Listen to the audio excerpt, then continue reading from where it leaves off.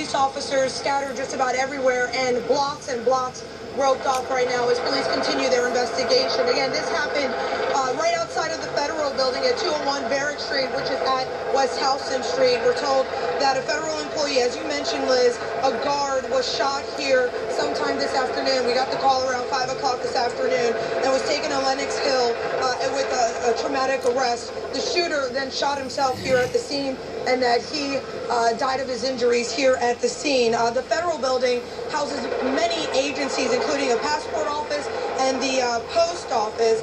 Right now, as you can imagine, there are people who are wondering what is going on. We're relaying that information to them. But what exactly transpired, what exactly started this incident between the guard and the shooter is still unknown. But again, we are working the scene right now, trying to get more information from investigators about what exactly happened outside the Federal Building this afternoon. Reporting live, I'm Carolina Lee with Channel 7 Eyewitness News. Carolina, thank you. Well, as you can imagine, this incident is causing some major traffic issues in the area. It's happening during rush hour. This is in Lower Manhattan. Shannon Sohn is in Newscapter 7. She's over the scene right now. Shannon. Yeah, it is a traffic nightmare through this area. The little bit of good news that we have here is you can see the cars coming from right to left across your picture. That is Varick Street. For a while there, in the first few pictures we showed you, that street was completely shut down right at the intersection with Houston Street. They have since managed to reopen it. Captain Randy MP repositioning us so that we can show you down at Varick Street and you can get an idea.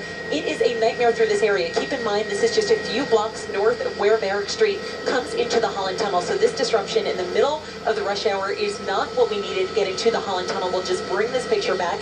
You can see it is limited in the amount of lanes that are available, but that's the intersection right there where it meets up with 7th Avenue. And you can see huge delays. It is going to cost you at least 45 minutes trying to get into the Holland Tunnel because you have to get around the scene, which literally happens en route to the tunnel along Varick Street, right at the intersection with West Houston. So keep it in mind as you travel through. If you can take it to the Lincoln Tunnel, one of those nights where I would say it would be a better bet for you.